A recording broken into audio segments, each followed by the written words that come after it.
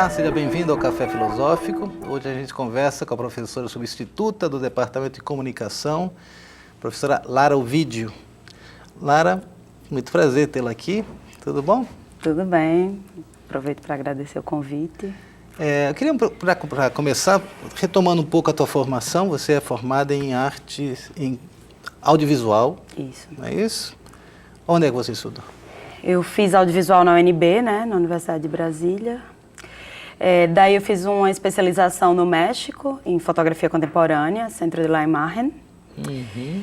E aí, a partir daí, eu comecei a atuar como artista e fiz o mestrado já em artes visuais na EBA, na UFRJ. Certo. O teu trabalho de fotografia é interessante. Eu queria voltar ele que você falou muito rápido. Primeiro, essa experiência de estar no México, que é um lugar, bom, sabidamente muito vivo, né, efervescente, com grandes expoentes na arte contemporânea, Frida, o Diego, para falar dos mais clássicos. Como é que foi a tua experiência lá, o tempo que você passou lá? Conta pra gente um pouquinho. Lá no México eu fiz parte desse programa, né, Seminário de Fotografia Contemporânea, que é de um órgão do governo que foi criado na década de 90 para fomentar a fotografia mexicana, o que eu já acho incrível, assim, né. Eles têm uma turma desse seminário por ano. E o que eu achei mais incrível dessa experiência, além de, assim, do público ser mexicano massivamente, né, éramos 20 pessoas e desses 20 éramos só 2 estrangeiros, foi esse outro entendimento da fotografia que eu tive acesso ali, né, uma fotografia completamente atravessada por ação, pela ideia da performance, que ultrapassava muito uma ideia que eu fui carregada talvez mesmo da comunicação, né, uma fotografia de observação, né. O fotojornalismo. Mas não só fotojornalismo, né, mas ainda uma fotografia muito, ainda que artística, mas muito baseada nessa ideia de observar, né, de observar, de ver o mundo, de que o fotógrafo vê um mundo diferente, e lá esse fotógrafo pode criar também um mundo diferente, né, foi isso que me fascinou absolutamente da experiência do México, assim. Fala mais sobre isso. E até, por exemplo, que experiência você teve como fotógrafa, levando a ação à fotografia, né? Porque a gente parece que a fotografia é uma tomada, digamos, da realidade, né? Uma coisa estática, enquanto que o cinema é uma imagem em movimento, né? Mas como é que esse movimento entra na fotografia, né? Então, antes de ir para o México, o trabalho que eu apliquei lá é um trabalho que eu fiz, inclusive, no interior do Rio Grande do Norte, em São Rafael Velha, que é uma cidade que foi inundada na década de 80 e ela voltou a aparecer agora, em 2013, né? E aí eu ia lá, fazia caminhadas, fazia imagens e eu alterava essas imagens, tentando me aproximar da realidade que eu vivi nessas caminhadas. E aí, que realidade era essa, né? Meu pai é de São Rafael e quando eu fui para lá eu fiquei completamente tomada pelo desejo dele de encontrar exatamente o lugar onde ele morou, né? E era impossível, claro, só tinha ruína e ele descrevia a casa. Ali foi o quê? Um açude aqui? Foi um açude, a barragem Armando Ribeiro Gonçalves. E agora o nível foi descendo? Foi baixando por causa da seca, né? E eu intervi essas imagens tentando reconstruir essa sensação do meu pai de que era... eu quero encontrar esse lugar exatamente como foi, mas isso já era impossível, né? Uhum. Então já saía um pouco desse campo da observação, eu já me colocava um pouco mais como... E teu pai lembrou de alguma coisa? Lembrou de muitas coisas. Algumas coisas dão para reconhecer. Tem imagens também da época pré... Sim. O que é mais difícil, né, são essas casas mais privadas, assim, né? Porque aí as plantas eram próximas de uma casa e de outra, sobrou muito pouca coisa, né? Sobra só chão, assim, da cidade. Então é difícil reconhecer mesmo. E aí já foi o começo dessa tua aproximação, uma fotografia diferente. Uma fotografia que para mim era diferente, que é com esse trabalho que eu aplico para o México. E aí, chegando lá, quando eu sou apresentada a essa outra possibilidade, que rompia, assim, completamente com tudo que eu tinha imaginado até então, né? Mas como é que é isso? Por exemplo, os professores, quando te levavam a pensar uma fotografia com essa ação, performance, montar certas situações? É você criar uma proposição e realizar essa proposição estando completamente aberto ao que pode acontecer e ao que pode não acontecer. Cada proposição que eu criava para os trabalhos que eu... Bom, lá eu criei essa série, que é Territórios Perecíveis. Perecíveis. Perecíveis. E cada ação que eu criava, o maior risco, e era o risco que eu queria correr, né, era que ela não resultasse em nenhuma fotografia, assim. Então, e assim, muitas vezes você imaginava que alguma coisa ia acontecer e você encontrava uma coisa totalmente diferente, né? Então, assim, um exemplo de uma proposição, né? Uma proposição para morrer de tédio, que era uma coisa que me interessava. Aula de metafísica, por exemplo. Exato. Você geralmente sofre nas aulas de metafísica. Exato. Aí já dá para colocar proposições práticas. Por exemplo. Eu empacotei e listei todas as coisas que eu tinha no México. Aí eu pedi a ajuda de algumas amigas e esse trabalho durou 2 dias, assim. E foi um trabalho, assim, muito exaustivo e muito desgastante, né? A gente passou 2 dias empacotando, listando.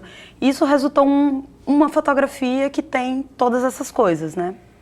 Mas eu acho que o que mais me interessa disso não é o resultado, né? É essa proposição que eu não sabia exatamente em que ia resultar.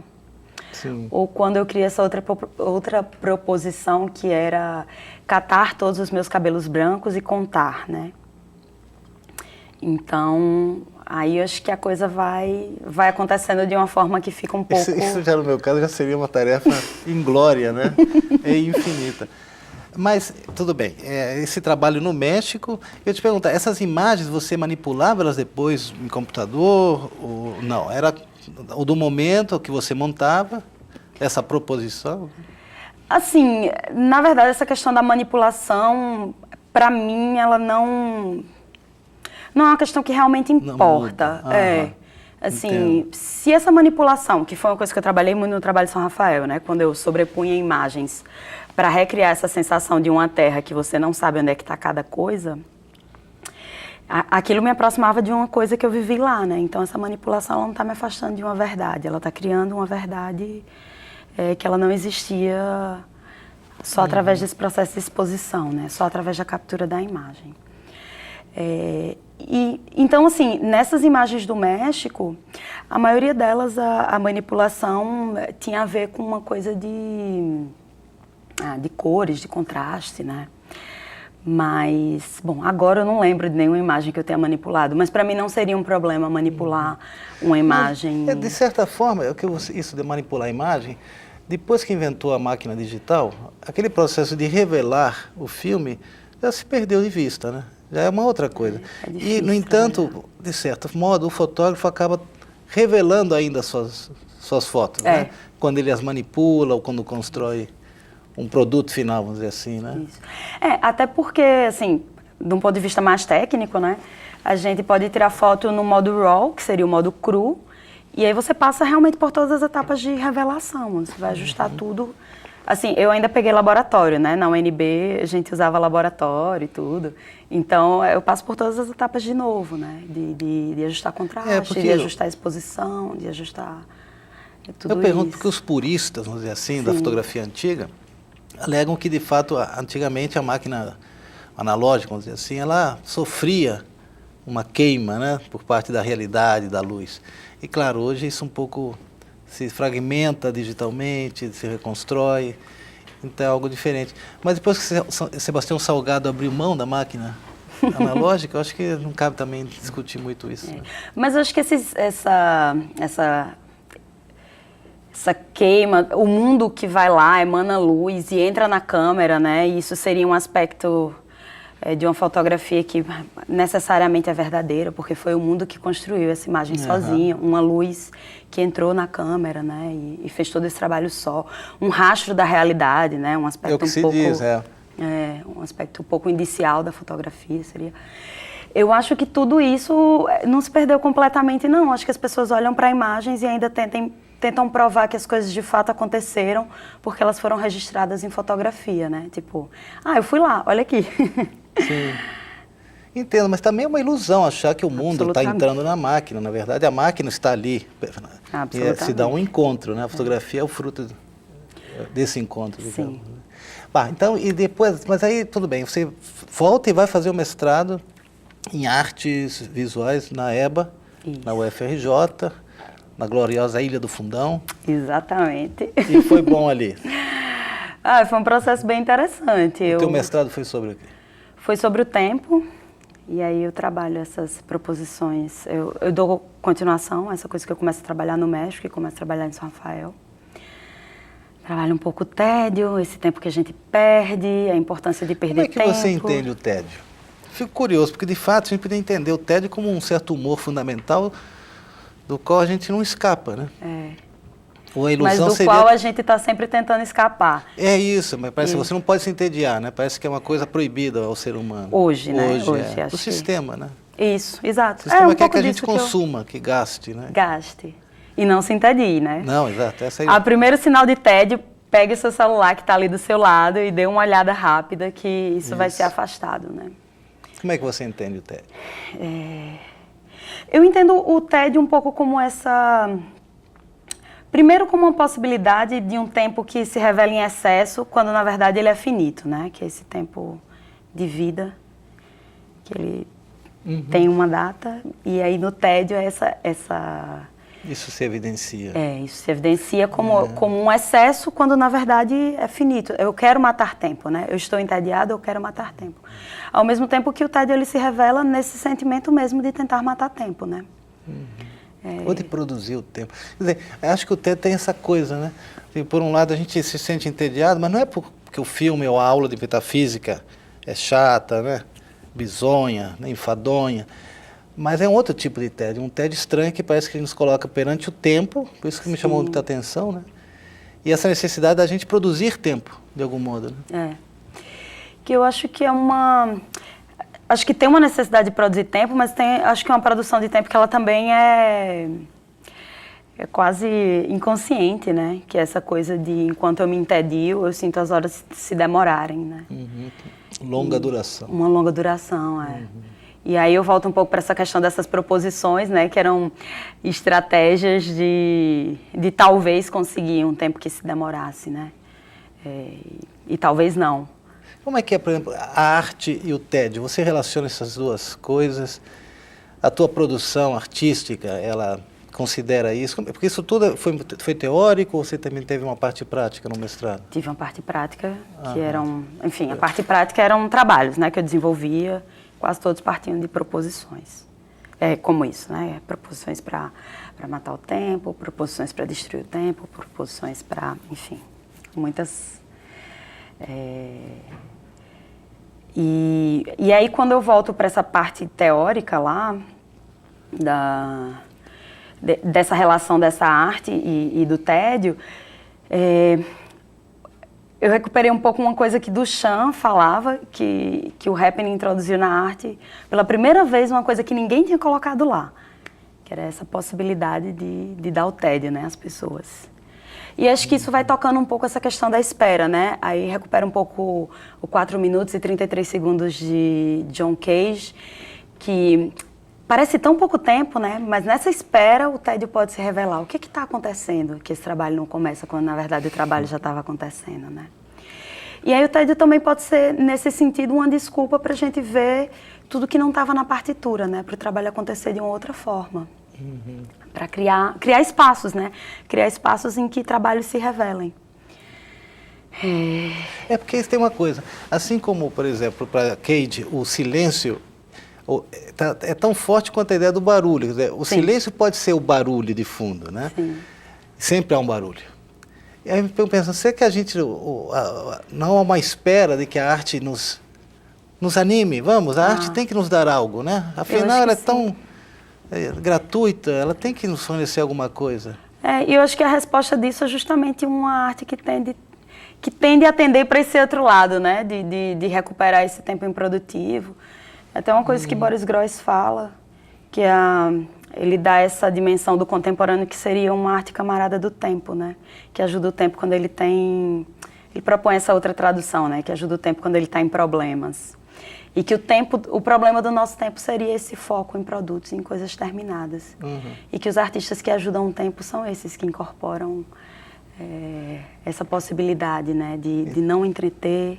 E você acha possível que existam artistas que são contra o tempo, no sentido que não colaboram com o tempo?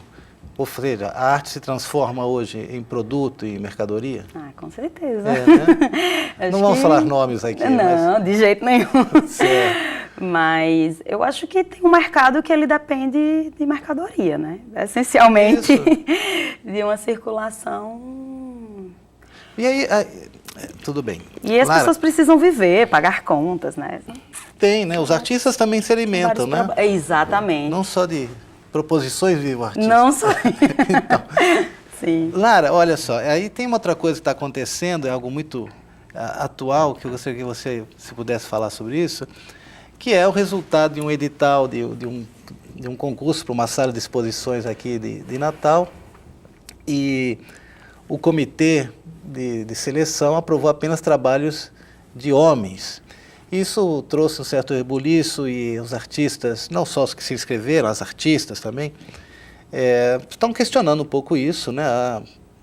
Tenta me contar um pouco a história melhor para a gente entender o que está acontecendo. Então, o SESC, Cidade Alta, abre todos os anos esse edital, né? Que é esse edital de ocupação dessa sala. É o único edital da cidade que tem Prolabore pro Artista.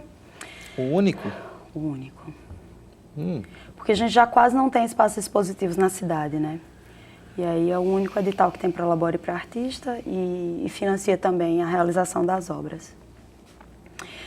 E até então esse edital, enfim, se mostra de uma maneira até então diversa, né? Mas esse ano foram aprovados seis projetos expositivos, os 6 são homens. Quando no edital eles falam que a relevância artística vai levar em consideração também a diversidade, né? E aí a gente fica sem saber o que foi que aconteceu, né? Primeiro a gente se indigna, porque todo mundo ficou olhando a lista assim horas e falando, o quê? Estamos em 2017? É real que tem um edital que aprovou 6 mulheres, ou 6 homens, perdão, apenas? E, bom, e aí diante disso a gente começa a procurar o SESC, saber o que foi que aconteceu. A nossa primeira hipótese era que talvez fosse uma comissão formada apenas por homens, né? Uma instituição e, enfim, um hábito que tenta se prolongar. E não, tinham 4 mulheres na comissão. E aí isso deixa o problema, para mim, um pouco mais grave, né? Aí vocês não tem como reclamar mais agora. Não, aí o que a gente encontra como solução, né? A gente fez uma conversa semana passada, no Bole 1050, convidamos Regina Iorras, professora daqui do DEARTE, convidamos Cláudia Ingrid, convidamos Natália Bonavides, Cláudia é artista e Natália é política, vereadora, e para todo mundo pensar essa questão da representatividade junto, né? O que se pode fazer, né?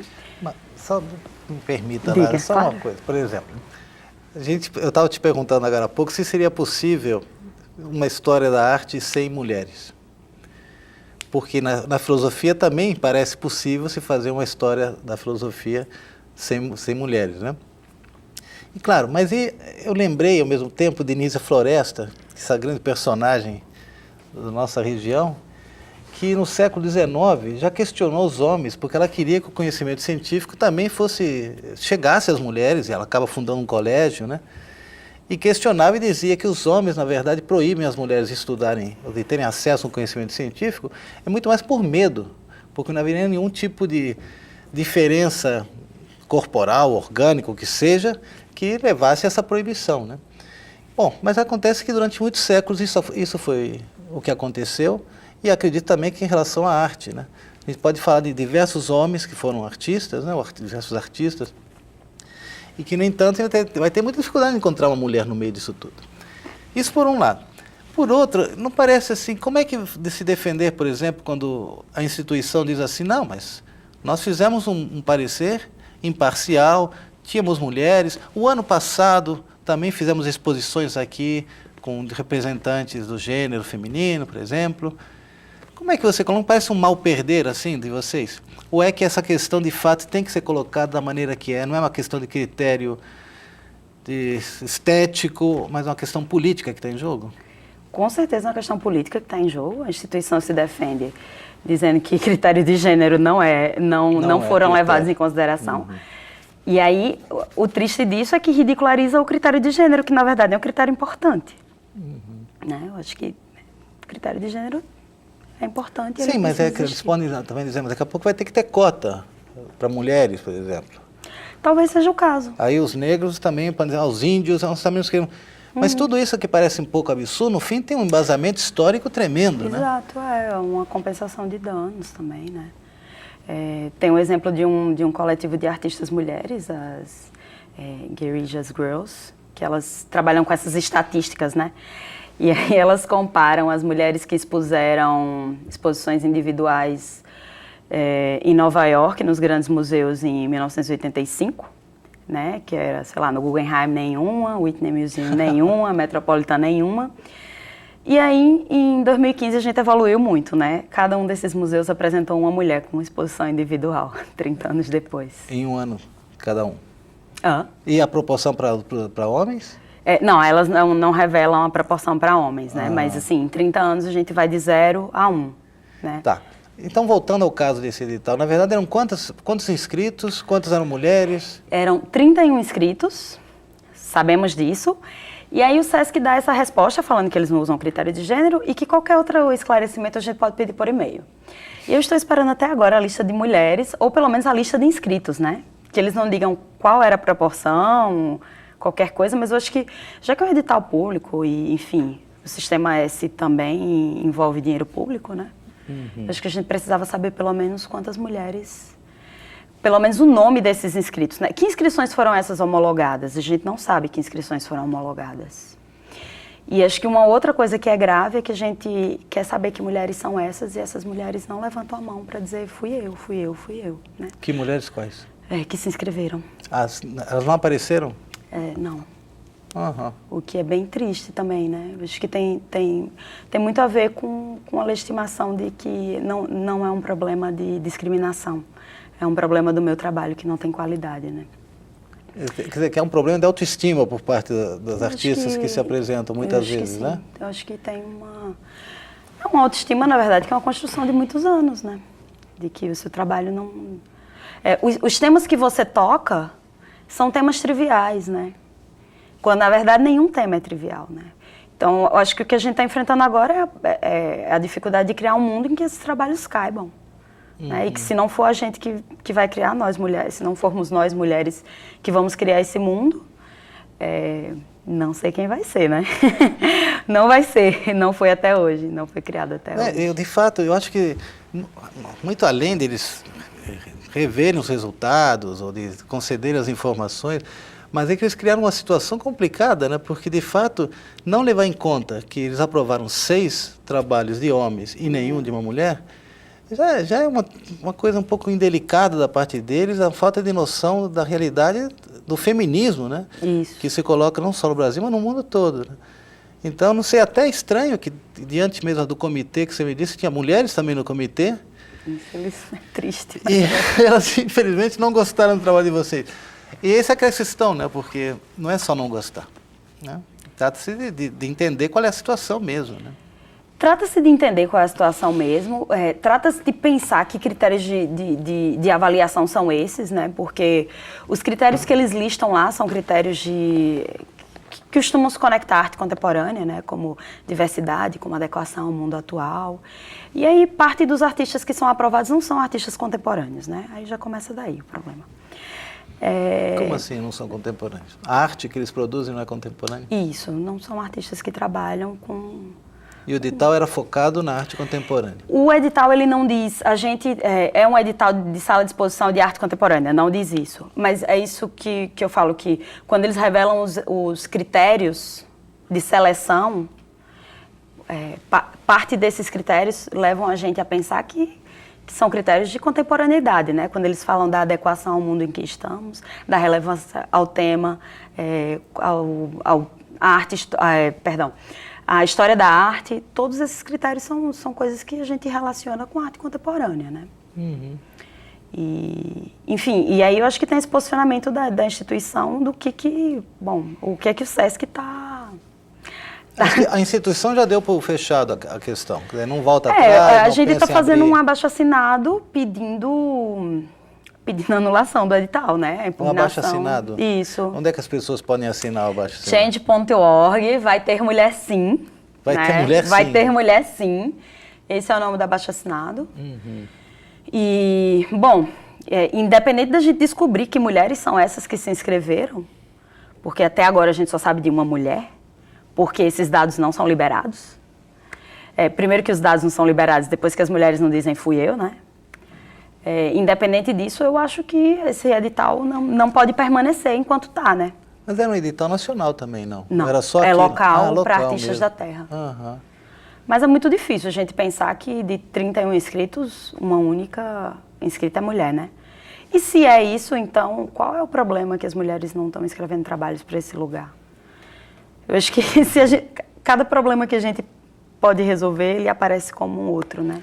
Bom, mas acho que o importante é que essa questão seja discutida, que apareça de fato, né? Vocês estão fazendo já reuniões, você falou no Bole de... No Bole de 1050. 1050, uma homenagem ao Hélio Oiticica. Isso. É um espaço que fica na rua... Não sei a rua decorada. Ok, não sabe a rua. Mas é um em projeto Tirol. interessante, Bole de Isso. 1050. Bom, 1050, 1050. 1050 perfeito, é lá enfim, em Tirol, e vão rolar vários eventos que estão conectados a esse tema de feminismo, não é um vocês estão espaço... com alguma página no Facebook? Sim, tem um Tumblr, Bole de 1050. Pronto, então a gente vai colocar isso também. Massa, Tá ótimo, ótimo. Lara Ovidio, obrigado pela tua presença. Obrigada Sorte. pelo convite. Espero que as coisas caminhem para um lugar melhor, né? E que as pessoas tenham um pouco de autocrítica em relação ao problema das mulheres, do gênero, e que isso não é uma discussão apenas de cota, não é nada disso que está em jogo, né? É refletir a própria história do homem, da humanidade. Acho que é um pouco de autocrítica e um pouco de ação também, né? Se colocar de uma maneira, acho que mais combativa, assim, é desejar esse espaço e criar esse espaço, né? Muito bem. Senão ele não vai existir. Tá, obrigado, Lara. Obrigada a você. E você que está em casa já sabe que semana que vem tem mais. Até lá.